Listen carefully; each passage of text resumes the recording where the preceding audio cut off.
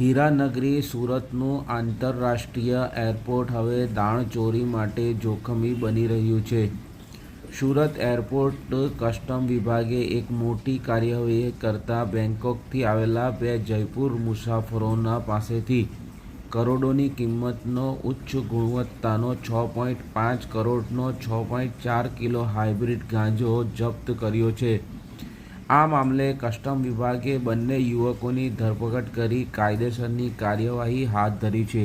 મળતી માહિતી મુજબ 18 ફેબ્રુઆરીના રોજ રાત્રે બેંકોકથી સુરત આવેલી એર ઇન્ડિયા એક્સપ્રેસની ફ્લાઇટ નંબર IX263ના મુસાફરોનું કસ્ટમ અધિકારીઓ દ્વારા રૂટિન ચેકિંગ અને પ્રોફાઇલિંગ કરવામાં આવી રહ્યું હતું. આ દરમિયાન જયપુરના 2 પુરુષ મુસાફરોની હિલચાલ શંકાસ્પદ જણાતા તેમની અટકાવી સઘન પૂછપરછ કરવામાં આવી હતી.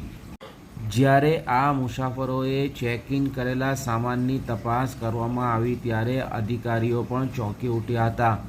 સામાનની અંદર ખૂબ જ સાવચેતીપૂર્વક છુપાયેલા 30 વેક્યુમ પેકેટ પારદર્શક પોલિથીન પેકેટ્સ મળી આવ્યા હતા.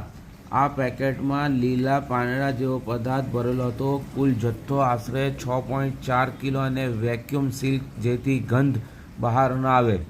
ડ્રગ ડિટેક્શન કિટ દ્વારા તપાસ કરતા આ પદાર્થ હાઇબ્રિડ ગાંજો હોવાનું પુષ્ટિ થઈ હતી, જેની બજાર કિંમત અંદાજિત 6.5 કરોડ જેટલી થાય છે.